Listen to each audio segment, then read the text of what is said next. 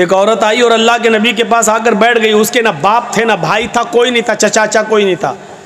अब वो चाहती थी कि मैं अल्लाह के रसूल की बीवी बन जाऊं, मेरा निकाह अल्लाह के रसूल के साथ हो जाए। वो आई, अल्लाह के रसूल चंद सहाबा के साथ बैठे हुए थे। तसव्वुर कीजिए आप, देखिए इधर, अल्लाह के नबी के पास आई और बैठ गई। अल्लाह के नबी ने कहा क्यों, तुम कैसे आई हो? तो कहती है इन्नी अहब्बु लक, अय अल्लाह के रसूल मैं अपने आप को आपको हिबा कर रही हूँ, यानी मैं आपके साथ निकाह करना चाहती हूँ। अल्लाह के नबी खामोश रहे। उसने दोबारा कहा, आप फिर खामोश रहे। उसने तीसरी बार कहा, अल्लाह के रसूल मैं आपसे शादी के लिए आई हूँ, निकाह करना चाहती हूँ। तो सहाबी बैठे हुए थे बगल में, कहते हैं अल्लाह के रसूल ये औरत 3 बार कह चुकी मैं आपसे निकाह करना चाहती हूँ, आप कुछ बोल ही नहीं रहे। अरे करना हो तो करिए, नहीं करना हो तो जवाब दे दीजिए। आपने कहा कि नहीं मैं तो नहीं कर सकता, मेरी काफ़ी है, अब मुझे ज़रूरत नहीं है किसी और बीवी की, अब मैं शादी नहीं कर सकता। तो झट से वो सहाबी जो बैठे थे कहने लगे अल्लाह के रसूल आपको ज़रूरत नहीं है, लेकिन मुझे तो ज़रूरत है, अगर आप नहीं कर सकते तो मेरे साथ कर दीजिए। वहीं बैठे, उफ, तसव्वुर देखिए, पहले वो आपसे करना चाहती, आप नहीं मैं तो नहीं कर सकता, तो फिर मेरे साथ करा दीजिए। तो अल्लाह के रसूल ने उस औरत से पूछा, देखो मैं तो नहीं कर सकता, ये तुमसे करना चाहते हैं, तुम भी एक नज़र इनको देख लो, अगर ये पसंद हो तो तुम इनके साथ कर सकती हो, अगर तुम्हें ज़रूरत है। तो वो क्या कहती है, आई तो थी आपके लिए, लेकिन अगर आप नहीं कर रहे हैं तो कोई बात नहीं, ज़बरदस्ती थोड़ी होती है शादी, अगर आप नहीं कर रहे हैं तो कोई बात नहीं, मुझे तो घर बसाना है, इसके साथ ही मैं कर लूँगी, आप कर सकते हैं इसके साथ मेरा निकाह। अल्लाह के रसूल ने कहा ये औरत तैयार हो गई उसके साथ शादी करने के लिए, तो आपने उस औरत से नहीं पूछा तेरे बाप हैं कि नहीं, लड़के को क्या देंगे, कपड़ा कितना देंगे, सोना कितना मिलेगा, साड़ी कितनी मिलेगी, चादर कितनी मिलेगी? आपने ये सवाल लड़की से नहीं किया, औरत से नहीं किया। अक्लमंद लोगों सुनो, सुनो, अल्लाह के रसूल ने फौरन उस सहाबी की तरफ देखा और कहा सुनो, वो तैयार है तुमसे शादी करने के लिए, लेकिन तुम बताओ कि तुम अपनी बीवी को क्या दोगे, तुम्हारे पास मेहर देने को क्या है? सबसे पहला सवाल सहाबी से, वो तैयार है लेकिन निकाह बगैर मेहर के नहीं, पहले ये बताओ कि तुम अपनी बीवी को मेहर क्या दोगे? तो मेहर का नाम सुना तो फौरन कहने लगा मा इंदी शैउन, जब कुछ है ही नहीं तो दूंगा क्या? क्या ये तसव्वुर कर सकते हैं आप शादी का? उसके पास कुछ नहीं हो, शादी करना चाह रहे हैं, क्या हमारे पास है? हम लोग क्या कहते हैं, पहले अपने पैरों पे खड़े हो जाओ फिर शादी करेंगे, पहले घर तो बनवा लो, पहले कारोबार तो कर लो, पहले कोई बिजनेस तो कर लो, पहले नौकरी तो लग, बाद में शादी करेंगे, आ गई तो खिलाएंगे क्या? अल्लाह के रसूल ने उस सहाबी से पूछा कि तुम मेहर क्या दोगे? कहने लगे कुछ नहीं है मेरे पास। अल्लाह के नबी ने फरमाया जाओ अपने घर में तलाश करो, शायद कोई चीज मिल जाए मेहर देने के लिए। कहा हाँ ठीक है जा रहा हूँ। गया घर, अपनी माँ से, अपनी बहन से और जो घर में होते उनसे पूछा कि कुछ है, सब ने जवाब दिया कुछ नहीं है। कहा क्यों? का शादी करना चाहता हूँ, मेहर देने के लिए कुछ नहीं है, घर में बहुत कुछ ढूंढा, कहता कुछ नहीं मिला। आया, कहा अल्लाह के नबी सल्लल्लाहु अलैहि वसल्लम घर में मैंने बहुत कुछ ढूंढा, कुछ मिला ही नहीं, है ही नहीं, मैं क्या दूंगा, है ही नहीं मेरे पास मेहर देने को। अल्लाह के नबी सल्लल्लाहु अलैहि वसल्लम ने फिर उसको दोबारा भेजा। हदीस के अल्फाज देखिए, आपने कहा इल्तमिस खातमम मिनल हदीद, लोहे की अंगूठी ही मिल जाए तो वही ले आओ, सोने की नहीं, चांदी की नहीं, लोहे की अंगूठी। आज 2 रुपए में हमारे मेले में मिल जाएगी, लोहे की अंगूठी मिल जाए तो वही ले आओ, जाओ। वो सहाबी फिर दोबारा अपने घर गए, बहनों से पूछा, भाइयों से पूछा, माँ से पूछा, सबने जवाब दिया है ही नहीं, लोहे की अंगूठी भी नहीं मिली। यानी 5 रुपए, इस जमाने में 5 रुपए, उस जमाने में तो कुछ और, उतना भी नहीं था उनके पास कि वो लोहे की अंगूठी खरीद सकें।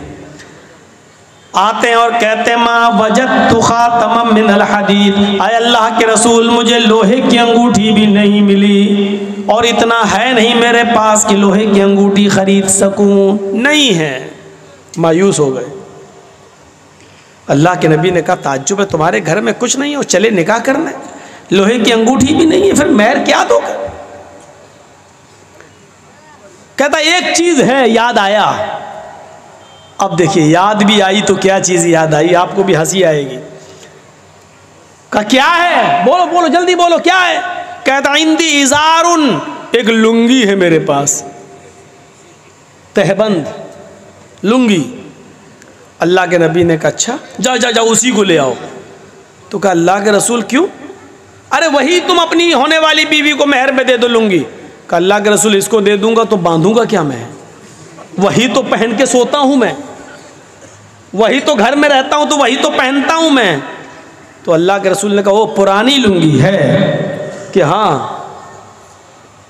तो कहा वो भी तू नहीं दे सकता है? कहा वही एक तो है जो पहन के सोता हूं मैं और कुछ नहीं है मेरे पास। तो कहा वो भी नहीं दे सकता? कहा आधी दे दूंगा,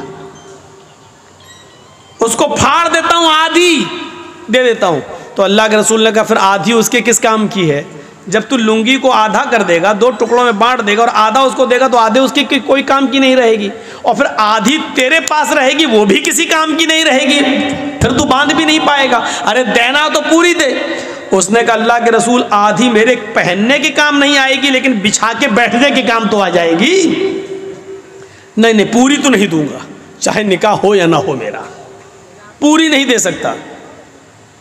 ओफो, इतना भी नहीं। और निकाह तसव्वुर कीजिए आप, हमारे ज़माने में हो सकता है कुछ ना हो निकाह? बनते हैं हम अपने आप को अहले हदीस, बनते हम अपने आप को मुसलमान, बनते हम अपने आप को मोहम्मद रसूलुल्लाह के मानने वाले। और मोहम्मद रसूलुल्लाह की ये शादी जो आप करवा रहे हैं एक सहाबी के साथ, तसव्वुर कीजिए हमारे समाज में नहीं है। कहा अल्लाह के रसूल एक लुंगी है आधी दे सकता हूं। आपने कहा आधी ना तेरे काम की ना उसके काम की, बोला पूरी नहीं दे सकता। मायूस हो गया, बैठ गया, जाने लगा। आपने कहा कहाँ जा रहे हो? जा रहा हूँ खेती करूंगा, कुछ बाड़ी करूंगा, खेती बाड़ी करूंगा, जा रहा हूँ, हल चलाऊंगा, खेत जोतूंगा, काम करूंगा, मेहनत करूंगा, क्या करूंगा यहाँ? बड़े मुश्किल से सोचा था कि आई है परेशान, इससे शादी हो जाएगी, जब महर में अटक गया मैं तो। आपने कहा इधर आओ, अगर तेरे लिए मोहम्मद रसूलुल्लाह की शरीयत ने भी कोई रास्ता न निकाला तो कौन रास्ता निकालेगा? फिर तेरे लिए कौन सा मजहब रास्ता निकालेगा? फिर कौन सा दीन तेरे लिए रास्ता निकालेगा? क्या किसी के पास कुछ भी ना हो तो क्या उसको शादी करने का हक नहीं है? क्या उसको अपनी पाकीज़गी के साथ जिंदगी गुजारने का हक नहीं है? बैठो। बैठ गया। आपने कहा ये बताओ तुम्हें कुरान कितना याद है? और सुनो मुसलमानों, चादर नहीं है, लोहे की अंगूठी नहीं है, कपड़ा नहीं है, कुर्ता नहीं है, पैजामा नहीं है, पूरे घर का सरमाए में एक लुंगी है, वो भी पुरानी, और वो भी पूरी की पूरी देने के लिए तैयार नहीं है। सोना नहीं, चांदी नहीं, कपड़ा नहीं, दौलत नहीं, इन सब चीजों से वो दूर था। लेकिन जब अल्लाह के नबी ने उससे पूछा कि तुम्हें कुरान कितना याद है बताओ, तो झट से बोला आय अल्लाह के नबी कुरान में हमें सूरह मुल्क याद है, सूरह हश्र याद है, सूरह नबा याद है, सूरह हाक़ा याद है, सूरह जुमा याद है, सूरह मुनाफिकून याद है, सूरह क़यामा याद है। आपने कहा कि तुम्हें इतनी सूरतें मुंह ज़बानी याद है? फरमाया हाँ। कहा फिर भी कह रहे हो कि मेरे पास कुछ नहीं है, तुम्हें ये सूरतें याद हैं? कहा क्या तुम ये सूरतें अपनी होने वाली बीवी को सिखा दोगे? क्या उसको भी याद करा दोगे? कहा हाँ, इसमें क्या बड़ी बात है, जो हमें याद है वो इसको भी याद करा दूंगा। आपने फौरन उस औरत से कहा आय अल्लाह की बंदी, तेरे होने वाले शौहर के पास माल नहीं है, सोना नहीं है, चांदी नहीं है, अंगूठी नहीं है, कपड़ा नहीं है, साड़ी नहीं है, जेवरात नहीं है तुझे देने के लिए, लेकिन हाँ उसके पास कुरान की सूरतें जो तुझे याद करा सकता है। क्या मैं इन्हीं कुरान की सूरतों को महर बना दूं और ये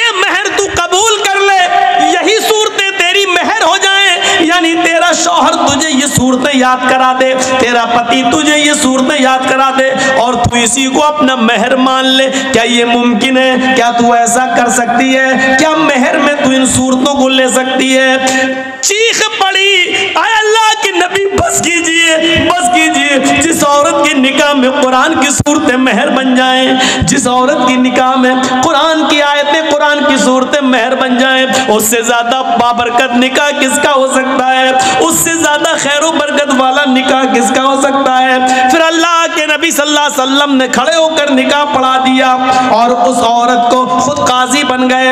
और उसके चूंकि बाप नहीं थे, माँ नहीं थी, चचा नहीं, भाई नहीं, कोई नहीं था, तो खुद अल्लाह के नबी सल्लल्लाहु अलैहि वसल्लम उसके वली और सरपरस्त बन गए। जिसका कोई ना हो तो काजी वली बन सकता है, निकाह पढ़ाने वाला वली बन सकता है। फिर अल्लाह के नबी सल्लल्लाहु अलैहि वसल्लम उसके वली बन गए, उसके सरपरस्त बन गए और आपने उस औरत का निकाह उसी जगह पर कर दिया है। न बारातियों का पता था, न हाथ में मेहंदी लगाई गई है, न हल्दी मली गई है, न ओवटना मला गया है, न लड़की वाले लड़के देखने आए हैं, न लड़के वाले लड़की देखने, न चोरों का पता, न डाकुओं का पता, न जहेज का पता। मेरे प्यारे साथियों, उसी जगह शादी हुई है और उसी जगह से रुखसती हो गई है। ये सादा वाली शादी के चर्चे 1400 साल के बाद आज भी हो रहे हैं और कयामत तक इंशाअल्लाह होते रहेंगे। तुम्हारी शादियां इतनी महंगी कि शैतान भी पनाह मांगे। बताइए उसके चर्चे कितने दिन होते हैं? ज्यादा से ज्यादा 1 महीना, 2 महीना, 1 साल। फिर तलाक की नौबत आ जाती है तो ये होता कितना खर्च किया था, देखो आखिर क्या हुआ है उस शादी का हाल। मेरे भाइयों, इतनी संजीदगी के साथ की गई शादी के चर्चे 1400 साल के बाद हो रहे हैं और कयामत की सूरत तक होते रहेंगे, क्योंकि हमेशा सादगी के चर्चे होते हैं, हमेशा सादगी मिसाल बनती है, हमेशा सिंपलिटी मिसाल आइडियल बनती है। मेरे भाइयों, शोहरत और रिया नमूद मेरे भाइयों आइडियल नहीं बनती है। निकाह आसान करो, निकाह आसान करो। ये आसान शादियां थी। हीरो होंडा, यामा और आजकल कौन कौन सी चलने लगी, अपाचे। और हम तो चलाना भी नहीं जानते, इसलिए हमें तो गाड़ियों के बस 3-4 ही के नाम याद हैं। ये सब गाड़ियां आज चल रही हैं और मांग रहे हैं, और फिर इस गाड़ी पे बैठ के ऐसे जाता दामाद, शर्म भी नहीं आती है उस भीख में मिली हुई गाड़ी पर बैठने में। और इंटरनेशनल फकीर बना बैठ के चला रहा, फिर भी शर्म नहीं आ रही, चला रहा। कैसे तेरा जमीर कैसे गवारा कर लेता है उस गाड़ी पर बैठने पर? तेरा दिल कैसे बर्दाश्त कर लेता है ससुर की तरफ से भीख में मिली हुई उस गाड़ी पर बैठने पर? मौलाना जर्जीस भिगो भिगो के मार रहे हैं जूता। मेरे भाइयों, हजरत बिलाल जो काले कलूटे थे और जिनको जमीन पर पत्थर बिछा दिया जाता था, कंकरीली जमीन पर जिनको लिटा दिया जाता था और उनकी पीठ उस गर्म जमीन, गर्म कंकरियों की वजह से फलक पड़ जाते थे, ऊपर से सीने पर उनका भारी पत्थर रख दिया जाता था। एक बार उनको आग के अंगारों पर लिटाया गया। बहुत दिनों के बाद, अल्लाह के रसूल के इस दुनिया से गुजर जाने के बाद, हजरत अबू बकर के इस दुनिया से गुजर जाने के बाद, जब उमर का जमाना आया और हजरत बिलाल किसी कुएं पे नहा रहे हैं, किसी कुएं पर बैठकर नहा रहे हैं, उनकी पीठ का वो हिस्सा नजर आ गया जिस हिस्से पर काफिरों ने आग के अंगारे बिछाकर उनको लिटाया था।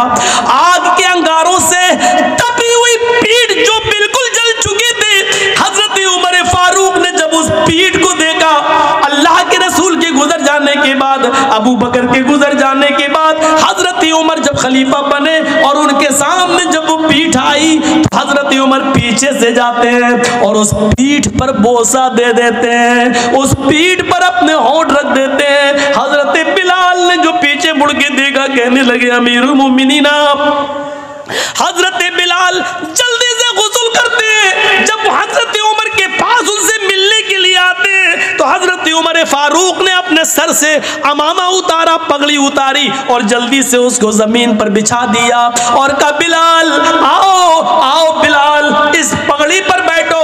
हमारे सर से उतरे हुए समामे पर बैठो, तुम्हारी इज्जत तो जनाब मोहम्मद रसूलुल्लाह ने की है तो हम क्यों नहीं करेंगे, ये हमारे सरदार हैं। आओ आओ मेरे प्यारे साथियों, शक्लो सूरतों की वजह से किसी को इज्जत नहीं मिलती है, इज्जत तो अमल और तकवे की वजह से मिलती है।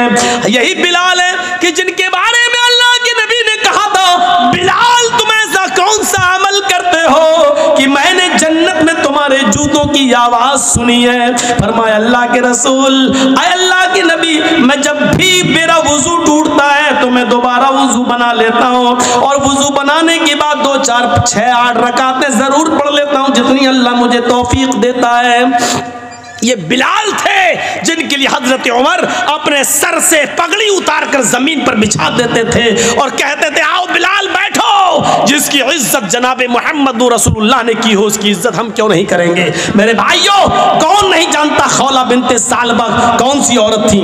खौला बिनते सालबा वो बूढ़ी औरत थी कि जिनकी आखिरी उम्र में बुढ़ापे में उनके शौहरों से अपने सामित ने उनसे जिहार कर लिया था। आप नहीं समझ पाएंगे जिहार किसको कहते हैं, मैं आपको थोड़ी सी स्पीड कम करके बताता हूँ। उनके पति ने, औस इब्ने सामित ने अपनी पत्नी खौला बिनते सालबा से कह दिया था, अंते अलैया का ज़हर उम्मी, आज के बाद तू मुझ पर मेरी माँ की तरह हराम हो गई। यानी जैसे मेरी माँ मुझ पर हराम है, आज के बाद तू भी मुझ पर हराम है, मैं तुझे हाथ नहीं लगाऊंगा। कोई पत्नी से अगर ये जुमला कह दे तो उसके लिए आज तो सज़ा है, लेकिन जब औस इब्ने सामित ने कहा था उस वक्त सज़ा मुतय्यन नहीं हुई थी।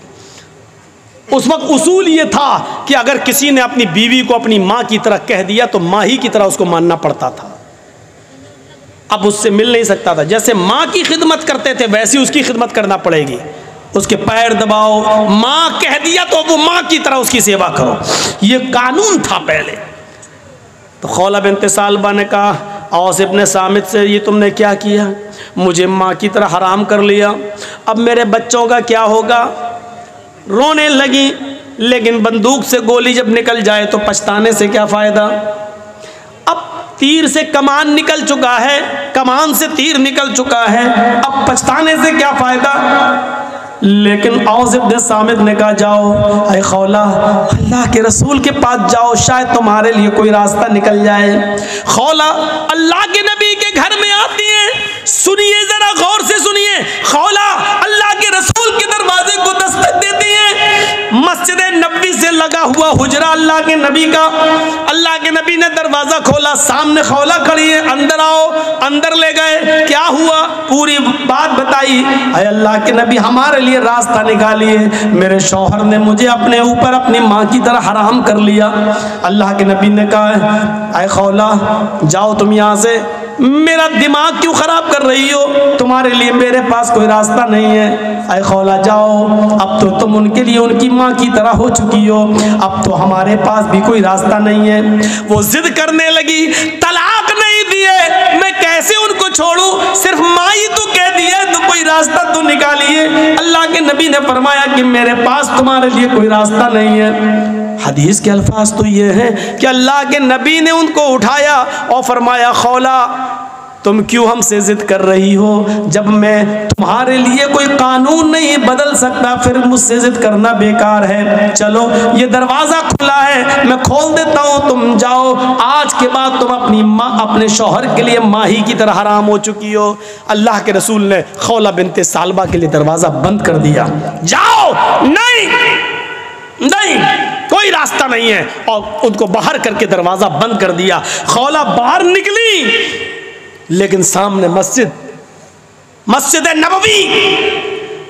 नबवी की चौखट देखती है, घुसती है और मस्जिद नबवी के दरवाजे पर पैर रखती हैं तो अल्लाह के रसूल का दरवाज़ा देखती हैं, नबी की चौखट देखती हैं, एक तरफ मस्जिद को देखती हैं, एक तरफ नबी की चौखट को देखती हैं। चेहरे पे मुस्कुराहट आती है खौला बिनते सालबा के, और क्या कहती है, आए मोहम्मद सल्लल्लाहु अलैहि वसल्लम, कहो जोर से, सल्लल्लाहु अलैहि वसल्लम, आए मोहम्मद सल्लल्लाहु अलैहि वसल्लम, आपकी चौखट बंद हो गई तो क्या हुआ, आपका का दरवाजा बंद हो गया तो क्या हुआ, रब का दरवाजा तो खुला है, रब की चौखट तो खुली है। मस्जिद के अंदर जाती है, कुएं से पानी खींचती है, वुजू बनाती है और उसी मस्जिद नबवी में 2 रकात नमाज पढ़ती है। और 2 रकात नमाज पढ़ने के बाद उस औरत ने, खौला बिन्ते सालबा ने अपने हाथ बुलंद कर लिए और कहा, अल्लाह, नबी का दरवाजा बंद है लेकिन तेरा दरवाजा तो बंद नहीं है। इलाहुल आलमीन, मेरे शौहर ने मुझसे जिहार कर लिया है, अपनी माँ की तरह हराम कर लिया है। बच्चों को प्यार तो मैं दे सकती हूँ लेकिन खिलाने पिलाने की जिम्मेदारी तो मेरे शौहर की है। आय अल्लाह, मेरे लिए और मेरे हस्बैंड के दरमियान कोई रास्ता निकाल, मेरे और मेरे पति के दरमियान कोई रास्ता निकाल। तेरे नबी की चौखट बंद, तेरे नबी का दरवाजा बंद, तेरे नबी ने रास्ते बंद कर दिए, तेरा दरवाजा खुला है। मैं तेरी चौखट पर सर रखती हूँ, पेशानी रखती हूँ, माथा रखती हूँ। आय अल्लाह, मेरी फरियाद सुन ले। आसमान से अल्लाह ने जिब्राइल को भेजा, कुरान गवाह है, कद समी अल्लाहु कौलल्लती तुजादिलुका फी ज़ौजिहा व तश्तकी इलल्लाह। अल्लाह ने उस औरत की फरियाद सुन ली जो आपसे बहस कर रही थी, जो आपसे तकरार कर रही थी अपने शौहर के बारे में, और मस्जिद के कोने में बैठकर वो तश्तकी इलल्लाह, अल्लाह से गिड़गिड़ा रही है, अल्लाह से रो रही है। आए बुजुर्गों की चौखटों को छूने वालों, आए मज़ारों की मिट्टियों को चाटने वालों, ये मोहम्मदुर रसूलुल्लाह का दरवाजा जब बंद होता है तब रब का दरवाजा खुलता है। ये रब का दरवाजा है। अल्लाह के रसूल का दरवाजा जिंदगी में बंद था तो उस औरत ने क्या कहा, आय अल्लाह, मोहम्मद की चौखट बंद हो गई तो क्या हुआ, तेरी चौखट तो खुली है, तेरा दरवाजा तो खुला है। जब सारे दरवाजे बंद हो जाते हैं तब अल्लाह का दरवाजा खुलता है। मेरे प्यारे साथियों, वो औरत आई, अल्लाह ने उसकी दुआ सुनी और मोहम्मदुर रसूलुल्लाह के पास पैगाम भेजा। जिब्राइल आए, कहा जाओ उस औरत को बुलाओ जो मस्जिद में अल्लाह से फरियाद कर रही है। अल्लाह ने उसकी दुआ सुन ली है और कानून बदल दिया है। आज के बाद अगर कोई शख्स अपनी बीवी को अपनी माँ की तरह हराम कहेगा तो उसके लिए सज़ा मुतय्यन कर दी, लेकिन रास्ता निकाल दिया। वो एक गुलाम आज़ाद करेगा, एक गुलाम आज़ाद करे और फिर बीवी बना ले। जिसको माँ कह दिया, चल, बहुत से लोग कह देते ना, चल भाग, आज के बाद तू मेरी अम्मा, चल नहीं जाएंगे। जो बोल देते हैं ना, ये मामूली जुमला नहीं है, बहुत ख़तरनाक जुमला है। अल्लाह के रसूल के लिए अल्लाह ने रास्ता बनाया। उस औरत के लिए क्या कहा, एक गुलाम आज़ाद करे और बीवी बना ले। और गुलाम आज़ाद करने की ताकत ना हो तो 60 रोज़े रखे, मुसलसल, पे दर पे, कंटिन्यू, बीच में एक भी छूटना नहीं चाहिए। बुखार आ जाए, बीमारी हो जाए या कोई मजबूरी हो तो अलग बात है, लेकिन बिना किसी बीमारी के और बिना किसी मजबूरी के एक भी रोज़ा अगर बीच में छोड़ दिया तो सब बेकार। मसलन 60 रोज़े रखना, 55 रख लिए, चलो 1-2 दिन आराम कर लेते, 5 ही तो रह गए बाद में पूरे। जहाँ एक छोड़ा 55 बेकार, फिर एक से रखो। शहरैन मुतताबिऐन, कंटिन्यू, लगातार आपको रोज़े रखना है 2 महीने तक, 60 रोज़े मुसलसल। शहरैन मुतताबिऐन, 60 नहीं 59 भी हो सकते हैं। अगर 2 महीने 29 के चांद हो जाएं तो 58 भी हो सकते हैं। एक चांद 29 का हो जाए, एक चांद 30 का हो जाए तो 59 भी हो सकते हैं। दोनों चांद 30 के हो जाएं तो 60 भी हो सकते हैं। तो शहरैन मुतताबिऐन, 2 महीने कंटिन्यू मुसलसल रोजे रखेगा वो। और ये भी ताकत ना हो तो तीसरा रास्ता, 60 मिस्कीनों को खाना खिलाओ।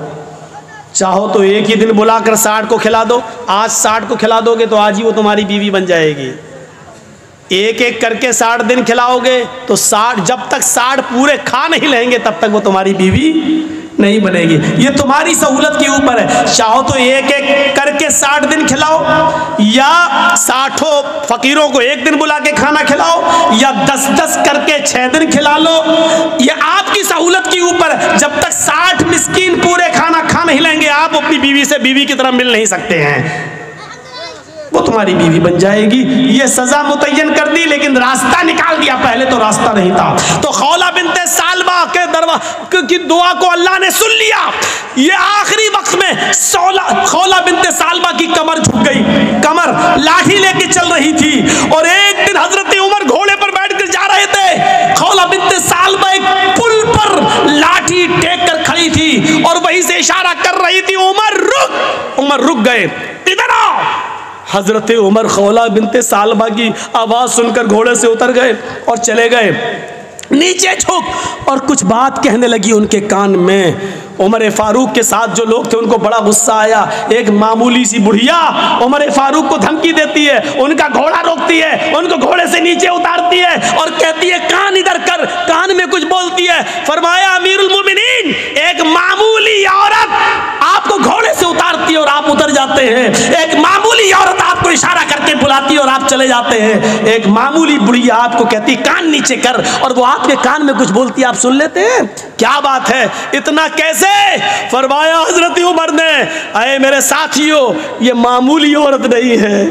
खौला बिनते सालबा मामूली नहीं है। जब मोहम्मद के दरवाजे बंद हो चुके थे तब इसके दरवाजे को अल्लाह ने खोला था। मेरी क्या मजाल जो इसकी नहीं सुनूं। सातों आसमान के ऊपर अर्श पर बैठा हुआ वो अल्लाह जब इस औरत की फरियाद सुनने के लिए तैयार है तो उमर के अंदर ये मजाल नहीं कि वो घोड़ा छोड़ कर आए और इसकी बात न सुने। मेरे अंदर इतनी हिम्मत नहीं है। मेरे प्यारे साथियों, ये थे हुक्मरान जो एक मामूली बूढ़ी औरत की बात को सुनने के लिए चले जाते थे और दलील क्या देते थे। इस औरत की बात को जब अल्लाह ने सातवें आसमान के ऊपर सुना तो उमर की मजाल क्या है जो ज़मीन पर रहकर इसकी बात को ना सुने। नहीं, मेरे अंदर इतनी जुर्रत नहीं है, मेरे अंदर इतनी बहादुरी नहीं है, मेरे अंदर इतनी। तो इस्लाम सहूलत का नाम है, इस्लाम आसानी का नाम है। आप दूसरों के लिए आसानी पैदा करिए, लड़की वालों के लिए मजबूरियां पैदा मत कीजिए।